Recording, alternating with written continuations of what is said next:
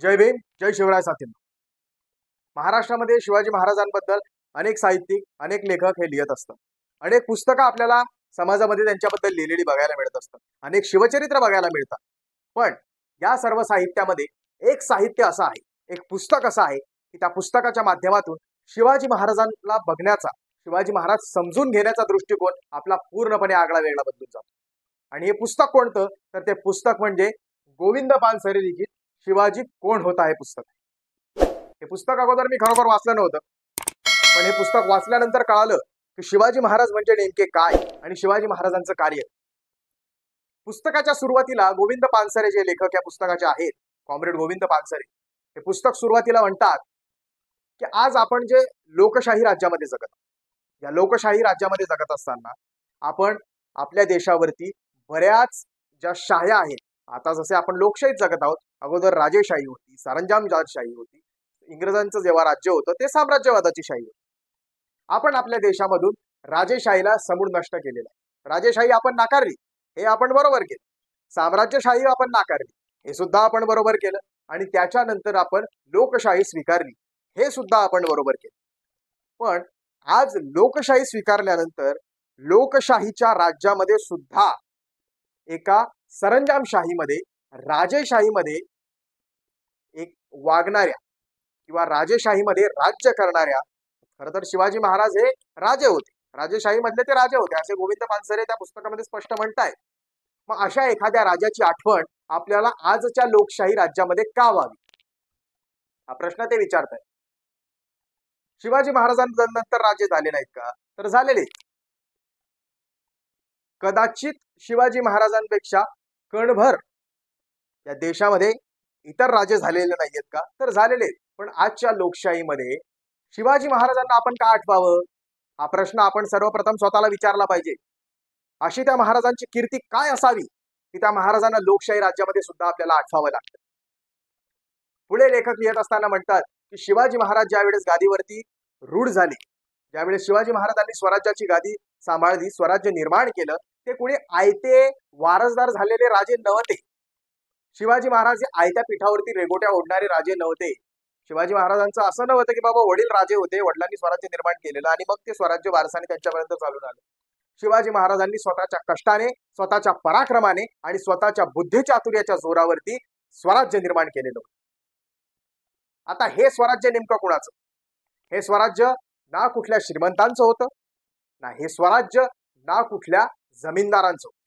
हे स्वराज्य होतं सामान्य रयतेचं, हे स्वराज्य होतं सामान्य लोकांचं. म्हणून आपण शिवाजी महाराजांना रयतेचा राजा म्हणून ओळखत असतो. आता रयत म्हणजे कोण? तर रयत म्हणजे सामान्य कष्टकरी शेतकरी जनता असते, त्याला आपण रयत असं संबोधत असतो. पुढे गोविंद पानसरे या पुस्तकामध्ये लिहित असताना म्हणतात की शिवाजी महाराजांनी त्यांच्या आयुष्यामध्ये जे काही पराक्रम गाजवले, ते पराक्रम त्यांच्या बुद्धिचातुर्यावरती गाजवलेले. शिवाजी महाराजांच्या आयुष्याचा आपण जर का विचार केला तर त्यांच्या संपूर्ण आयुष्यामध्ये त्यांनी जितक्या लढाया केलेल्या आहेत, त्याच्यापेक्षा त्यांनी चातुर्याच्या जोरावरती स्वराज्य कसं निर्माण केलं याचा विचार आपण सर्वप्रथम करायचा. पॉज कर एक मिनिट.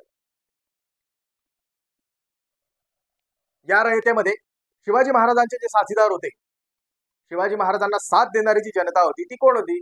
सामान्य शेतकरी कष्टकऱ्यांची मुलं होती. सामान्य शेतकरी कष्टकरी होते, जे त्यांचे सवंगडी होते ते सर्वसामान्य घरातून आलेले होते. ते काही कोण्या राजा रजवाड्याची वारसाने आलेली श्रीमंती नव्हती. या पुस्तकामध्ये लिहित असताना गोविंद पानसरे म्हणतात की शिवाजी महाराजांना खरोखर का महत्व द्यावं, तर शिवाजी महाराजांनी त्यांच्या स्वराज्यामध्ये रयतेला इतकं महत्व दिलं आणि त्या रयतेमध्ये सुद्धा शेतकऱ्याचं जीवन कशी सुखी झालं पाहिजे याच्यासाठी सगळ्यात मोठे प्रयत्न केले. शिवाजी महाराजांनी शेतकऱ्याचं जीवन सुखी कसं केलं? तर बाबांनो, त्या काळामध्ये ज्यावेळेस शिवाजी महाराजांनी स्वराज्य निर्माण केलं त्यावेळेस बऱ्याच ठिकाणी जी वतनं होती, त्या वतनामध्ये पाटील असतील, कुलकर्णी असतील, हे त्यांच्या मनमानी कारभाराने शेतकऱ्यांकडून शेतसारा वसूल करत होते. शिवाजी महाराजांनी ती पद्धत बंद केली. शेतकऱ्याकडून मनमाने तसा शेतसारा वसूल केला जाणार नाही. जमीन ही मोजून दिली शेतकऱ्यांना. आताच्या काळामध्ये आपण जेव्हा विचार करतो की बाबा जमीन मोजून दिली म्हणजे काय केलं विशेष असं, पण त्यावेळेस आपल्याला कळतं की आपण जेव्हा विचार करतो की शिवाजी महाराजांनी 1600च्या शतकामध्ये हा विचार केला की शेतकऱ्यांना त्यांच्या अनुषंगाने जमीन मोजून दिली पाहिजे. आणि त्या मोजून दिलेल्या जमिनीवरती त्यांना जेवढं उत्पन्न होईल त्या उत्पन्नाच्याच निकषावरती त्यांना किती कर लावायचा, कशा पद्धतीने कर लावायचा हे ठरवलं जायचं असतं. बघा, हा विचार 1600च्या शतकात शिवाजी महाराजांनी करून ठेवला होता. म्हणजे महाराजांची दूरदृष्टी किती असली पाहिजे. त्याच्यानंतर गोविंद पानसरे या पुस्तकात येत असताना म्हणतात, शिवाजी महाराजांबद्दल अत्यंत आदर असणारी रयत, अत्यंत निष्ठावान असणारी रयत. तर ही निष्ठावान का होती? दुसरे राजे रजवाडे या देशामध्ये, या जगामध्ये नव्हते का? देशामध्ये होते, राज्यामध्येही होते, पण शिवाजी महाराजांबद्दल अशी विशेष निष्ठा का असावी?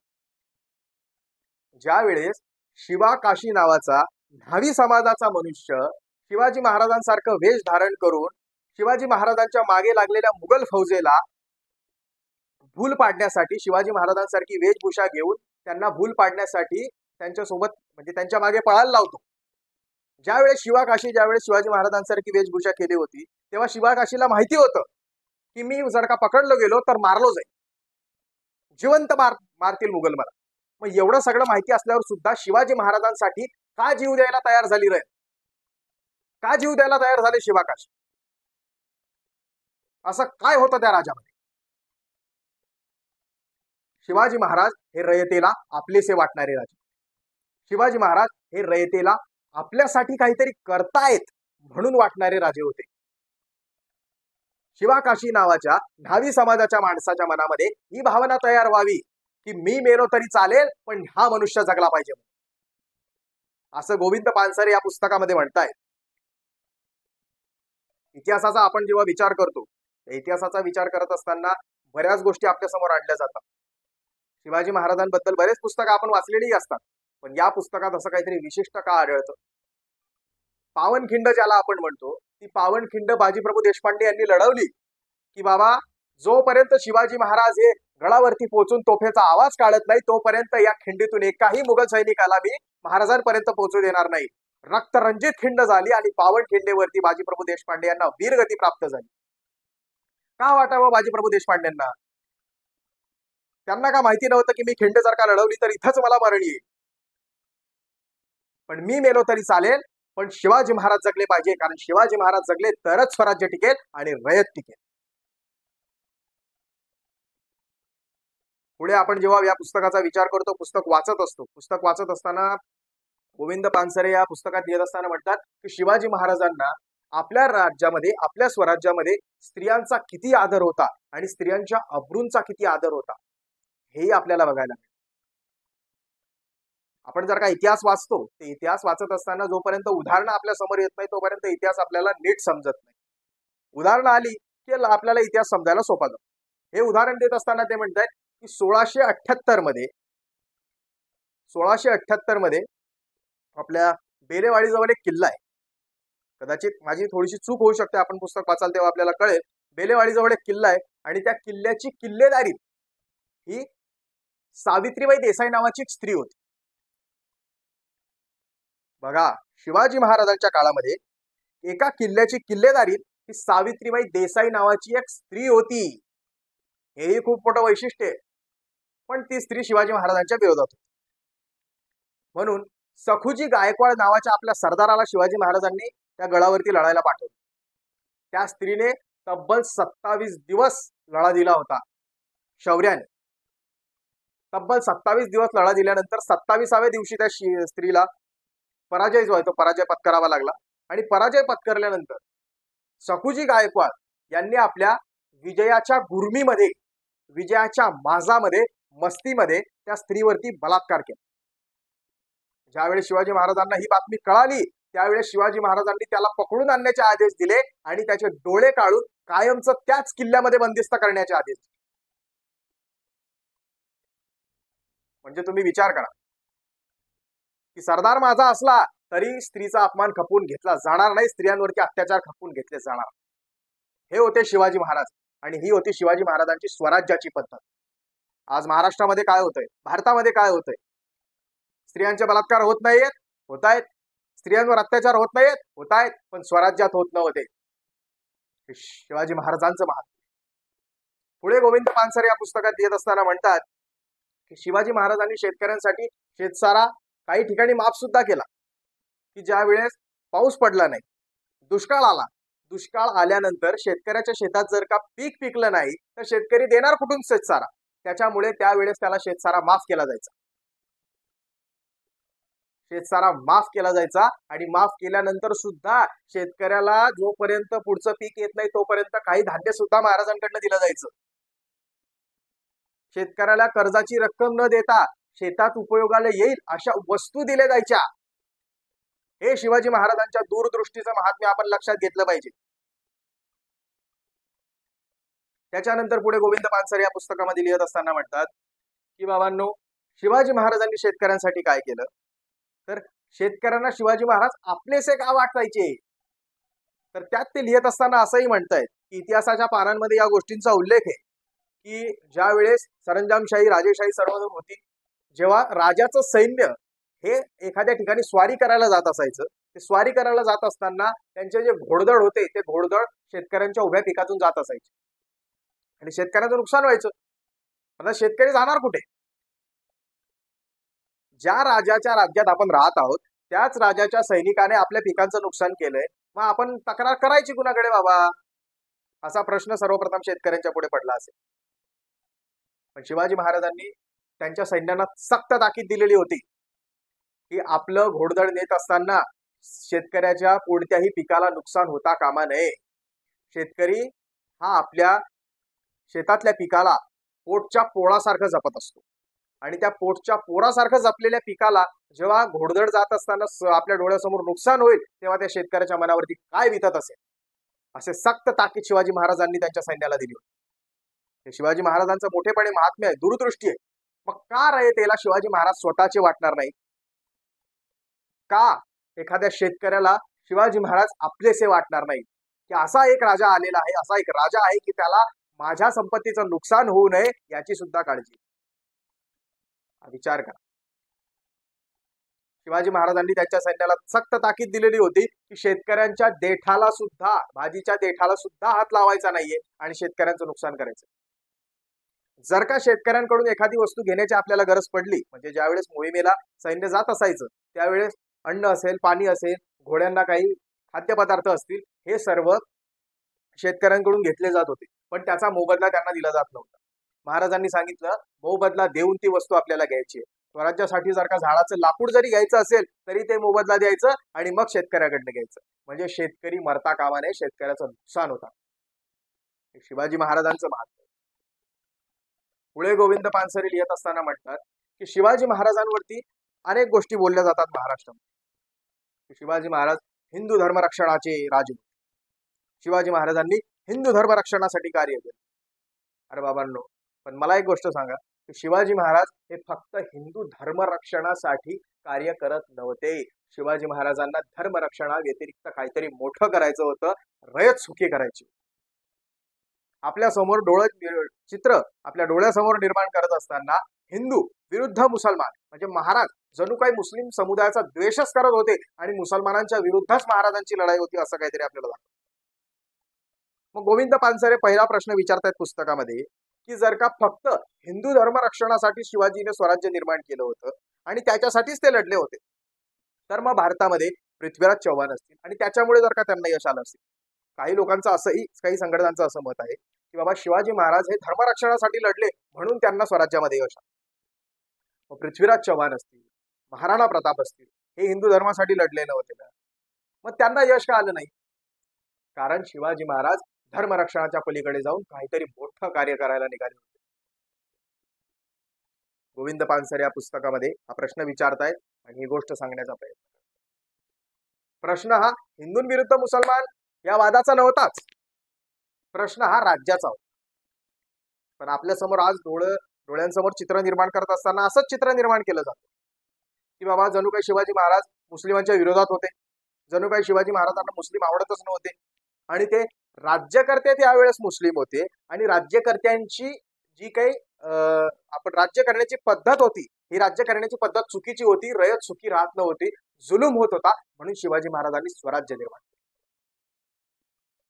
गोविंद पानसरे या पुस्तकामध्ये लिहित असताना म्हणतात की शिवाजी महाराजांचे वडील जे होते शहाजीराजे भोसले, हे कुणाच्या या म्हणजे अगोदर निजामशाहीमध्ये कार्यरत होते, म्हणजे मुस्लिमशाहीमध्ये कार्यरत होते. त्यावेळेस हिंदू मुसलमान हा विषयच नव्हता, हा मुद्दा नव्हता. हा आताच्या राजकारणाचा मुद्दा असू शकतो, त्यावेळेस नव्हता. विषय होता राज्याचा. पुढे गोविंद पानसरे या पुस्तकामध्ये लिहित असताना म्हणतात,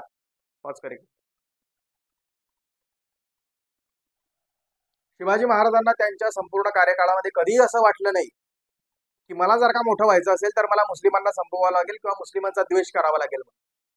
शिवाजी महाराजांनी त्यांच्या संपूर्ण आयुष्यामध्ये जेवढ्या लढाया मुघलांविरुद्ध केल्या किंवा मुस्लिमांविरुद्ध केल्या त्याच्यापेक्षा कदाचित जास्त लढाया या मराठ्यांविरुद्ध किंवा हिंदू धर्मियांविरुद्ध म्हणण्यापेक्षा हिंदू धर्माचे जे राजे होते, जे राजे असल्यावर सुद्धा आपल्या प्रजेला वागणूक व्यवस्थित देत नव्हते, प्रजा ज्यांच्या राज्यामध्ये सुखी नव्हती अशा राजांच्या विरोधात शिवाजी महाराजांनी बंड पुकारलेला दिसतो. पुढे या पुस्तकामध्ये गोविंद पानसरे लिहित असताना म्हणतात की शिवाजी महाराज हे काय फक्त मुस्लिमांच्या विरोधात लढायला निघाले नव्हते. आपण जर का विचार केला तर समजा त्या काळामध्ये जर का मुस्लिम राजे नसते, जे राज्य होतं ते मुघलांचं नसतं, मुस्लिमांचं नसतं, तर मग शिवाजी महाराज लढले नसते का? लढले असते. मग शिवाजी महाराज मुस्लिम द्वेषी आहेत का? अजिबात नाही.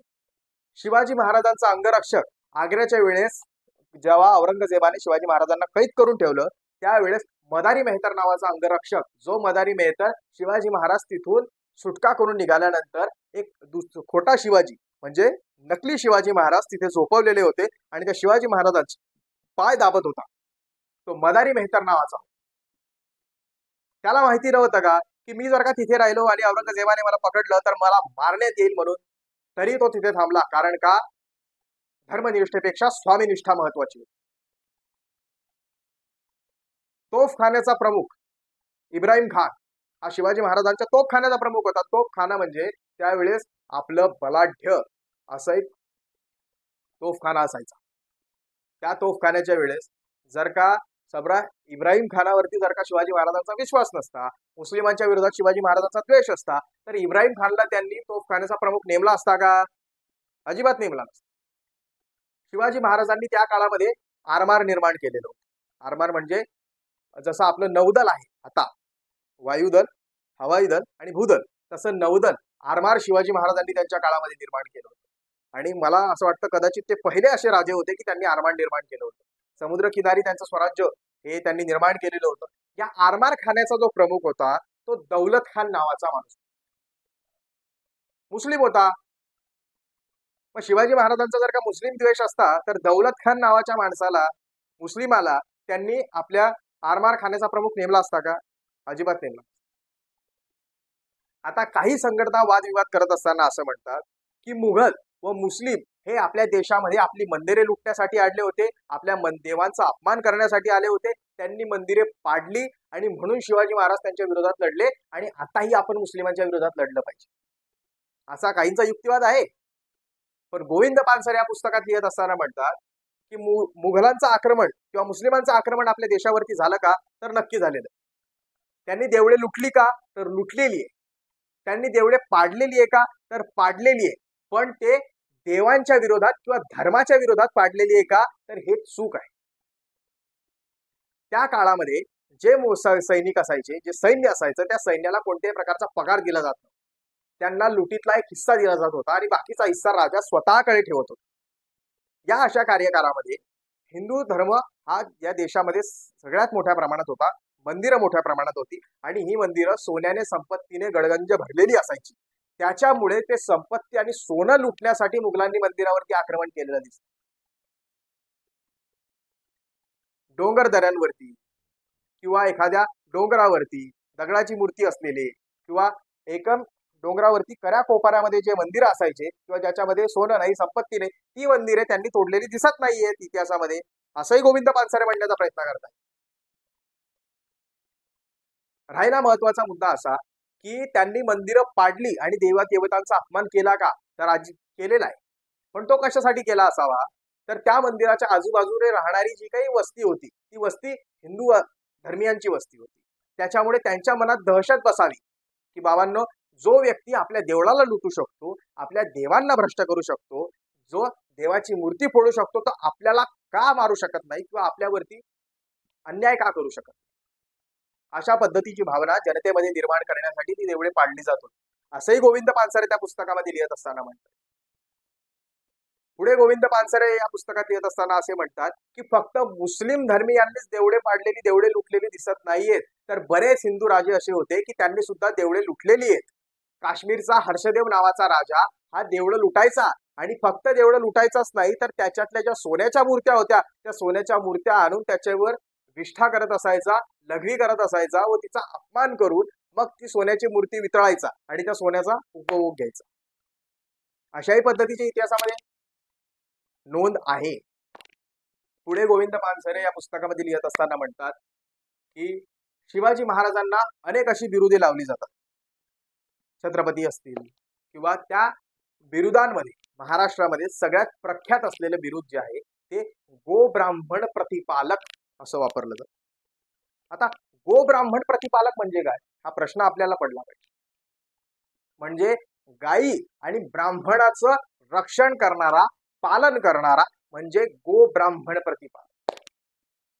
आता एक गो ब्राह्मण प्रतिपालक आलं कुठून बाबांनो, हा प्रश्न गोविंद पानसरे त्या पुस्तकात विचारतायत.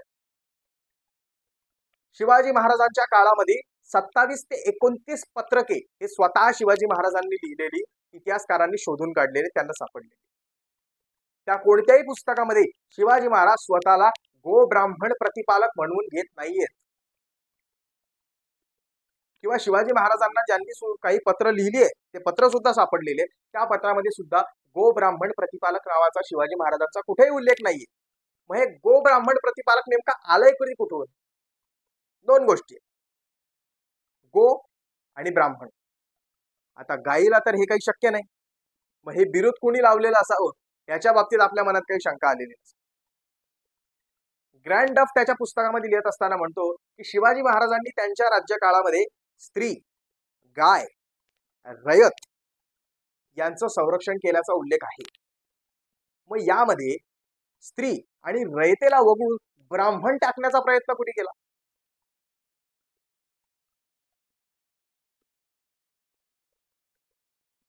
शिवाजी महाराज ज्यावेळेस अफजल खानाच्या भेटीला गेले त्यावेळेस अफजल खानाच्या भेटीला गेल्यानंतर कृष्णाजी भास्कर नावाचा वकील हा अफजल खानाचा होता. त्या कृष्णाजी भास्कर नावाच्या वकिलाला शिवाजी महाराजांनी दंड दिलेला आपल्याला दिसतो.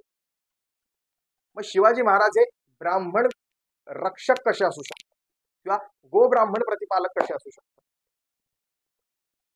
या ठिकाणी गोविंद पानसरे असाही सांगण्याचा प्रयत्न करतायत की दिल्लीचा औरंगजेब याने जेव्हा दख्खनमध्ये शिवाजी महाराजांचा बंदोबस्त करण्यासाठी ज्याला पाठवलं तो मिर्झा राजे जयसिंग हा हिंदू राजपूत होता. मग हा लढा जर का हिंदू विरुद्ध मुसलमान असला असता तर हिंदू राजपूत असलेले मिर्झा राजे जयसिंग हे शिवाजी महाराजांचा बंदोबस्त किंवा शिवाजी महाराजांची लढाई करायला आले नसते. त्या काळामध्ये महाराष्ट्रातील ब्राह्मणांनी आपले जे औरंगजेब यांनी मिर्झा राजे जयसिंग यांना जे पाठवलं होतं त्या मिर्झा राजे जयसिंगांना भेटल्यानंतर म्हणाले होते, त्याचा उल्लेख इतिहासामध्ये आपल्याला आढळतो की बाबा शिवाजी महाराजांचा जर का तुम्हाला बंदोबस्त करायचा असेल, शिवाजी हा खूप मोठा आणि चातुर्य असलेला राजा आहे, त्याचा बंदोबस्त करायचा असेल तर तुम्हाला कोटी चंटी यज्ञ करावा लागेल. हा कोटी चंटी यज्ञ महाराष्ट्रातील ब्राह्मणांनी शिवाजी महाराज हरले पाहिजे आणि मुघलांचा विजय झाला पाहिजे किंवा औरंगजेब जिंकला पाहिजे मिर्झा राजे यांच्या पराक्रमाने, याच्यासाठी महाराष्ट्रातील ब्राह्मणांनी कोटी चंटी यज्ञ केल्याचा उल्लेख सुद्धा आहे.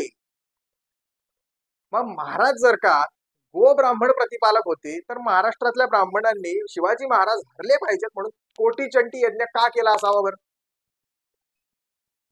महाराष्ट्रातल्या ब्राह्मणांनी शिवाजी महाराजांचा राज्याभिषेक करण्यासाठी विरोध केला म्हणून पैठणहून काशीला गेलेला ब्राह्मण गागा भट्ट याला बोलवावं लागलं आणि त्याला गडगंज सोन्याची संपत्ती द्यावी लागली आणि ती संपत्ती घेतल्यानंतर मग त्याने शिवाजी महाराजांचा राज्याभिषेक केला. बरं, राज्याभिषेक केल्यानंतर सुद्धा इथे गोविंद पानसरे त्या पुस्तकामध्ये लिहित असताना म्हणताय की राज्याभिषेक केल्यानंतर 13 दिवसांनी शिवाजी महाराजांच्या थोर आई जिजामाता यांचं निधन झालं. त्याच्यानंतर अनेक लढायांमध्ये त्यांचे सरदार शहीद झाले. त्याच्यानंतर त्यांच्या पहिल्या पत्नी या काशीबाई यांचं सुद्धा देहवासन झालं. हे सगळं झाल्यानंतर काही ब्राह्मणांना बोलवण्यात आलं. त्याच्यानंतर एका ब्राह्मणाचं असं मत पडलं की महाराज गागा भट्टांनी तुमची राज्याभिषेकाची प्रक्रिया आहे ती प्रक्रिया जशी करायला हवी होती तशी केलेली नाहीये. व्यवस्थित जे बली द्यायला पाहिजे होते ते बली दिलेले नाहीयेत, म्हणून तुमचा राज्याभिषेक पुन्हा करावा लागेल. शिवाजी महाराजांनी पुन्हा तेवढी संपत्ती त्या ब्राह्मणाला देऊन पुन्हा राज्याभिषेक केल्याचा उल्लेख सुद्धा या पुस्तकामध्ये आहे. पण त्याचा फारसा काही उपयोग झालेला या यज्ञाचा किंवा राज्याभिषेकाचा उपयोग झालेला दिसत नाहीये. कारण शिवाजी महाराज त्या यज्ञानंतर त्या राज्याभिषेकानंतर 6 वर्षाच्या अंतराने वारलेले. त्यांचा देह वाचून गोविंद पानसरे या पुस्तकाच्या शेवटी म्हणत असताना म्हणतायत की शिवाजी महाराज इतके पराक्रमी होते. शिवाजी महाराज चांगले माणूस होते का? तर होते. शिवाजी महाराज हुशार माणूस होते का? तर होते. शिवाजी महाराज पराक्रमी माणूस होते का? तर होते. पण माणूस होते, देव नाही, अवतार नाही. काही लोक म्हणत असताना म्हणतात की शिवाजी महाराज शिवाचा अवतार होते, शिवाजी महाराज विष्णूचा अवतार होते. शिवाजी महाराज माणूस होते, हुशार होते, पराक्रमी होते, शूर होते, चतुर होते, पण माणूस होते. शिवाजी महाराजांना देव पण देऊ नका असंही या पुस्तकामध्ये गोविंद पानसरे सांगण्याचा प्रयत्न करतात. बरं, शिवाजी महाराजांना देव पण दिल्यानंतर काय होतं बरं का? की शिवाजी महाराजांसारखी वागण्याची जबाबदारी आपल्या हातातून निघून जाते.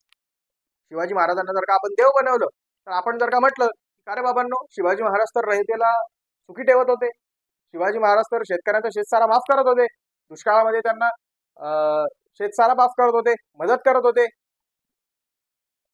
तर आपण सहज उत्तर द्यायला मोकळे होऊन जातो. बाबा, ते शिवाजी महाराज होते, देवाचा अवतार होता, आपण तशी वागू शकत नाही, मोकळे. म्हणून शिवाजी महाराजांना देव पण देऊ नका. शिवाजी महाराज माणूस होते.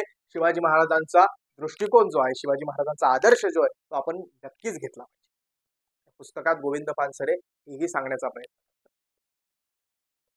पुस्तकामध्ये लिहित असताना गोविंद पानसरेचं वाचन करत असताना मला लक्षात आलं की आज महाराष्ट्रामध्ये असेल, भारतामध्ये असेल, शेतकरी जर का हवाल दिले जात किंवा त्याला पीक व्यवस्थित उगवलं नाही तर त्याला शेतसारा माफ होत नाही. शेतकऱ्याला कर्जमाफी मिळावी म्हणून मोर्चे काढावे लागतात, उपोषण करावं लागतं. शिवाजी महाराजांच्या काळामध्ये असं होत नव्हतं. मग शिवाजी महाराजांचा कोणता आदर्श घेऊन हा महाराष्ट्र आपण घडवत आहोत, हा प्रश्न आपण स्वतःला विचारणं गरजेचं आहे.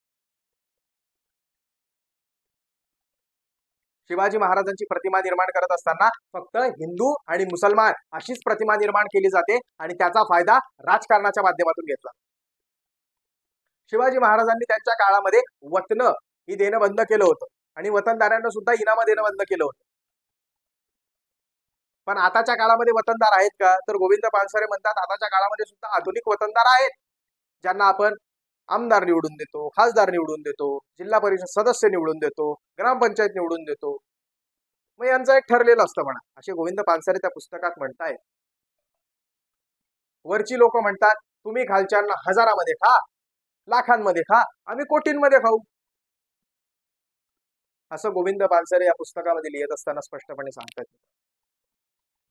शिवाजी महाराजांचा आदर्श घेत असताना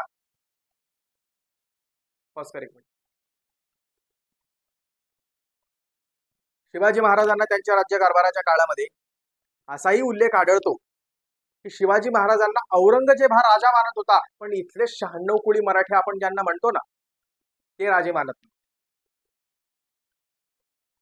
त्या पुस्तकामध्ये उल्लेख करत असताना गोविंद पानसरे हे म्हणतात की शिवाजी महाराजांनी त्यांच्या एका आप्तेष्टांना, जावळीच्या मोरेंना एक पत्र लिहिलं होतं की बाबा, स्वराज्याचं कार्य आम्ही आरंभत आहोत, त्या स्वराज्याच्या कार्यामध्ये आपणही सहभागी व्हावे. कारण त्या जावळीचे मोरे हे मुघलांचे हस्तक होते, मुघलांच्या सोबत होते आणि मुघलांनी त्यांना राजे ही पदवी दिली. शिवाजी महाराज त्यांना म्हणतात की स्वराज्याच्या काळामध्ये तुम्ही या, स्वराज्याच्या कारभारात तुम्ही आम्हाला हातभार लावा. पण जावळीचे मोरे त्यांना काय म्हणतायत प्रत्युत्तर देऊन, शिवाजी तुम्ही कसले राजे, आम्ही असल राजे, तुम्ही राजे नाहीत. तुमच्यात जर का हिंमत असेल तर तुम्ही आता जेवण करत असाल तर हात धुवायला आमच्या जावळीमध्ये. नंतर शिवाजी महाराजांनी जावळीचा वरती स्वारी करून जावळी हा प्रदेश स्वतःच्या ताब्यात घेतला होता, हा भाग वेगळा. पण एक गोष्ट लक्षात ठेवणी गरजेची मित्रांनो, की मराठा समुदायातले किंवा तिथले त्या टायमाचे मराठा हे सुद्धा महाराजांना राजे मानायला तयार नव्हते, असं पुस्तकात गोविंद पानसरे लिहित असताना म्हणतात. शिवाजी महाराज हे क्षत्रिय होते का न होते, शिवाजी महाराज हे शूद्र होते का बरं का, हा विचार निरर्थक विचार. शिवाजी महाराज क्षत्रिय होते का न होते हा विचारच मुळी चुकीचा आहे. पण शिवाजी महाराजांनी कार्य काय केलं, शिवाजी महाराजांचं कर्तृत्व काय होतं हे आपण समाजामध्ये लोकांना सांगणं गरजेचं आहे, पसरवणं गरजेचं आहे. हा, मी क्षत्रिय कुळात जन्माला आलो म्हणजे मी शौर्य झालो, मी शौर्य आलं माझ्या अंगामध्ये, या गोष्टी निरर्थक. माझं आडनाव भोसले म्हणून मी शिवाजी महाराजांसारखा शूर आहे आणि आम्ही पराक्रमी आहोत, हाही युक्तिवाद, त्यात काही तथ्य नाही, तोही निरर्थक. ज्या वेळेस शिवाजी महाराजांसारखं वागता येत नसेल, शिवाजी महाराजांचे विचार आत्मसात करता येत नसतील, त्यांनी फक्त आपल्या कुळाची थोरवी गाण्याऐवजी दुसरं काही करू नये. ते फक्त आपल्या कुळाची थोरवी गाऊ शकतात, दुसरं काही करू शकत नाही, असंही गोविंद पानसरे पुस्तकात देत असताना म्हणतात. या पुस्तकामध्ये गोविंद पानसरे म्हणतायत की शिवाजी महाराजांचं राज्य हे हिंदूंविरुद्ध मुसलमान असं राज्य कधीच नव्हतं. जे काही हिंदुत्ववादी संघटना युक्तिवाद करतात, त्यांच्या युक्तिवादाला बळी पडून, जसं शिवाजी महाराजांच्या काळामध्ये जर का एखादा मुघल सैनिक म्हणण्यापेक्षा मुघलांच्या दरबारामध्ये चाकरी करणारा एखादा माणूस असेल आणि तो हिंदू असेल, जसे मिर्झा राजा जयसिंग हे मुघलांच्या सांगण्यावरून शिवाजी महाराजांचा बंदोबस्त करण्यासाठी महाराष्ट्रात आले होते आणि त्याच्यानंतर आग्र्याचा जो काही पुरंदरचा तो आहे तो झाला आणि आग्र्याला शिवाजी महाराजांना कैदेत राहावं लागलं. हे कुणामुळे झालं होतं तर मिर्झा राजा जयसिंग हा हिंदू राजपूत राजा होता. मग धर्मनिष्ठेपेक्षा स्वामीनिष्ठा महत्वाची होती का नाही त्या काळामध्ये? शिवाजी महाराजांच्या सोबत असलेला इब्राहिम खान, दौलत खान, मदारी मेहतर हे स्वामीनिष्ठेचं प्रतीक आहे. पण त्या काळामध्ये कुणीही कुणालाही असं धर्मबुडव्या किंवा धर्मद्वेषी म्हटलेलं आढळत नाही. हे आपण लक्षात घेणं गरजेचं आहे. आज आपण जर का सत्य बोलायला गेलो, खरं बोलायला गेलो तर धर्म उडवतोय तू, धर्म धोक्यात घालतोय तू, धर्मद्वेषी आहेस तू, अशी विरोधी आपल्याला लावली जातात. हेही चुकीचं आहे. ज्या पद्धतीने हिंदू धर्मियांमध्ये काही लोक असतात की जी शिवाजी महाराजांच्या नावाने भडकवत असतात, तसेच मुस्लिम धर्मियांमध्ये सुद्धा असतात, असे गोविंद पानसरे स्पष्टपणे म्हणतायत की मदरस्यांमध्ये सांगितलं जातं, काही त्यांचे जे पुढारी असतात, जे नेते असतात, की हिंदू धर्म हा काफिरांचा धर्म आहे बाबांनी, आणि आपल्या पूर्वजांनी हिंदूंना संपवण्याचा जो प्रयत्न केला तो त्यांनी बरोबर केला होता आणि आपणही तोच प्रयत्न केला पाहिजे, अशा पद्धतीचे काही युक्तिवाद काही मुस्लिम संघटनांकडनं केले जातात. हेही निरर्थक. शिवाजी महाराजांची प्रतिमा जी हिंदुत्ववादी संघटनांकडून, हिंदुत्ववादी आताच्या सध्याच्या लोकांकडून आपल्या समोर ठेवली जाते, याच्यावरती विश्वास न ठेवता शिवाजी महाराजांचा आपण अभ्यास करून घेतला पाहिजे आणि त्याच अभ्यासाच्या जोरावरती निष्कर्ष काढला पाहिजे, असंही गोविंद पानसरे मुस्लिम बांधवांना सांगतात. काही इतिहासकार किंवा काही समाजवादी लोक असं म्हणतात की शिवाजी महाराजांचं राज्य हे धर्मनिरपेक्ष राज्य होतं किंवा समाजवादी पद्धतीचं राज्य होतं.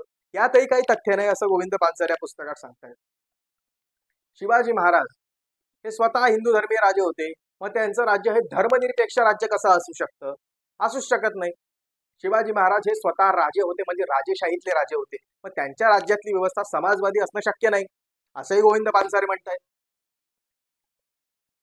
याही गोष्टी आपण लक्षात घेणं गरजेचं आहे. गोविंद पानसरे या पुस्तकामध्ये लिहित असताना म्हणतात की शिवाजी महाराजांचा आदर्श हा जितका हिंदू समाजाने किंवा महाराष्ट्रातील बांधवांनी घेणं गरजेचं आहे, तितकाच मुस्लिम बांधवांनी सुद्धा घेणं गरजेचं आहे. तुम्ही औरंगजेबाला आपले वंशज मानत असाल, अफजल खानाला आपले वंशज मानत असाल, मग इब्राहिम लोधी हा जो आहे तो तुमचा वंशज नाही का? मदारी मेहतर याचे तुम्ही वंशज नाही का? दौलत खानाचे तुम्ही वंशज नाही का? की औरंगजेब तुमचा तेवढा वंश पूर्वज, अफजल खान तेवढा तुमचा पूर्वज, मदारी मेहतर तितकाच तुमचा पूर्वज आणि त्याचा आदर्श तुम्ही घेणं गरजेचं. हेही गोविंद पानसरे या ठिकाणी सांगण्याचा प्रयत्न करतात. मित्रांनो, या पुस्तकाला आपण जसं जसं वाचाल तसं तसं शिवाजी महाराज आपल्याला समजतील, समजायला लागतील. शिवाजी महाराजांकडे बघण्याची एक वेगळी दूरदृष्टी आपल्यामध्ये येईल. या पुस्तकाला आपल्यापासून दूर ठेवण्याचे बरेच प्रयत्न होत असतात, कारण हे पुस्तक जर का आपल्या हातात पडलं तर आपण प्रश्न विचारायला लागू ना, मग की का आम्हाला मोर्चे काढावे लागतात? तुम्ही जर का म्हणतात की आम्ही शिवाजी महाराजांचा आदर्श राज्य चालवण्याचा प्रयत्न करतोय, मग शेतकऱ्यांची कर्जमाफी झाली पाहिजे म्हणून का मोर्चे काढावे लागतात? हा प्रश्न आपण विचारू ना, जर का हे असं पुस्तक वाचलं आपण. म्हणून या पुस्तकाचा विपभ्रंश करण्याचा प्रयत्न केला जातो समाजात, की नको नको, या पुस्तकामध्ये शिवाजी कोण होता या नावाचा उल्लेख आहे, म्हणजे शिवाजी महाराजांचा एकेरी उल्लेख आहे, म्हणजे शिवाजी महाराजांचा अपमान केलेला आहे. अजिबात पुस्तकामध्ये कोणत्याही प्रकारे शिवाजी महाराजांचा अपमान केलेला नाहीये. शिवाजी महाराज रयतेचे राजे कसे होते हे सांगण्याचा प्रयत्न केलेला आहे. एवढं लक्षात असू द्या, कोणत्याही प्रकारे आपण शिवाजी महाराजांच्या प्रतिमेला डाग लागेल असं कृत्य आपल्या हातातून घडू देऊ नका. धन्यवाद. आणि शिवाजी महाराजांचा आदर्श घेऊन शिवाजी महाराजांचे विचार समाजामध्ये पसरवणं हेच आपलं कार्य असू द्या. हे पुस्तक जास्तीत जास्त लोकांपर्यंत शेअर करा, जास्तीत जास्त लोकांना वाचायला प्रवृत्त करा आणि स्वतः खरेदी करा. एक 60 ते 70 पानांचं ते पुस्तक आहे. या एवढ्याशा पुस्तकामध्ये शिवाजी महाराजांचं सर्व कार्य हे गोविंद पानसरेंनी एकदम कमी शब्दात आणि सोप्या भाषेत समजून सांगितलेले. धन्यवाद. जय भीम, जय शिवराय.